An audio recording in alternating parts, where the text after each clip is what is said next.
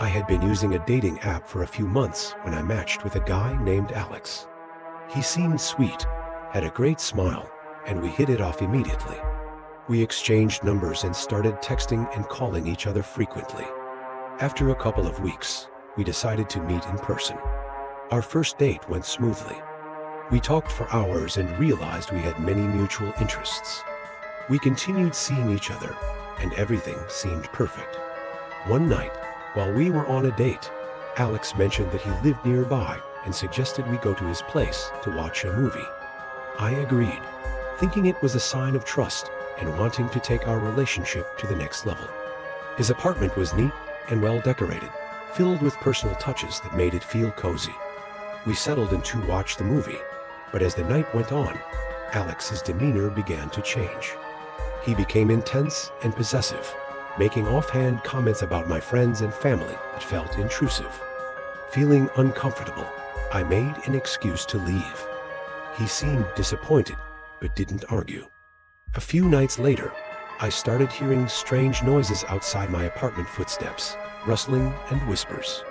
At first, I brushed it off as paranoia, but the sounds persisted. One night, I looked through my peephole and saw Alex standing outside my door, staring at it with an unsettling intensity. Terrified, I called the police, but Alex left before they arrived. I blocked him on my phone and the app, hoping that would be the end of it. However, the stalking continued. I received anonymous notes and flowers left at my door, and once, I even saw him lurking near my workplace. Desperate for peace, I decided to move to a new apartment and changed my number. I also deleted all my social media profiles and went off the grid for a while. The experience left me constantly looking over my shoulder, living in fear that Alex might find me again. I matched with a girl named Lily on a dating app. She had a captivating smile and an air of mystery about her. We chatted for a while before deciding to meet at a local bar. She was even more enchanting in person, and we spent the evening talking and laughing. Our chemistry was undeniable, and after a few more dates, Lily invited me to her place. Her house was old and a bit eerie, with creaky floors and dim lighting, but I didn't think much of it. She offered me a drink and excused herself to the bathroom. As I waited, I noticed a door slightly ajar at the end of the hallway. Curiosity got the better of me, and I walked over to peek inside. Inside the room, I found walls covered in pictures of me, photos from my social media, candid shots from our dates, and even pictures of me at places I hadn't been with her. My heart pounded as I realized she had been stalking me long before we met. Panicked, I tried to leave, but Lily was suddenly blocking the door.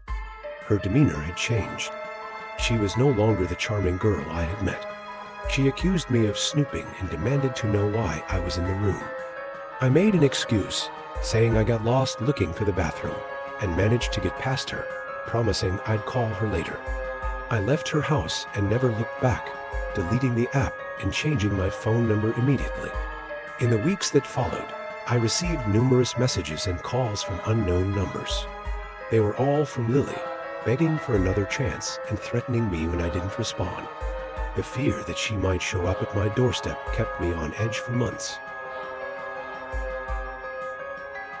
I matched with a man named Brian on a dating app. He was charming, successful, and seemed genuinely interested in getting to know me. After a few weeks of chatting and a couple of dates, he invited me to a weekend getaway at his cabin in the woods. It sounded like a perfect romantic escape.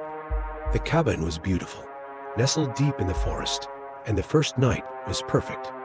We cooked dinner together, sat by the fireplace, and shared stories about our lives. The next day, while Brian was out getting groceries, I decided to explore the cabin. In a drawer, I found a stack of letters and photographs of another woman with Brian. They looked happy, but the dates on the letters were recent. Confused and feeling betrayed, I confronted Brian when he returned. He became defensive and aggressive, accusing me of invading his privacy. He admitted he was married and had been using the app to find women to have affairs with. Horrified, I demanded he take me back home immediately. During the drive back, Brian alternated between apologizing and threatening me to keep quiet. I was terrified, but I managed to get home safely. I blocked him on all platforms and reported him to the dating app. The experience left me shaken, and I haven't used a dating app since. The fear of encountering someone like Brian again keeps me from trusting new people easily. The paranoia and betrayal I felt have made it difficult to open up and feel safe in new relationships.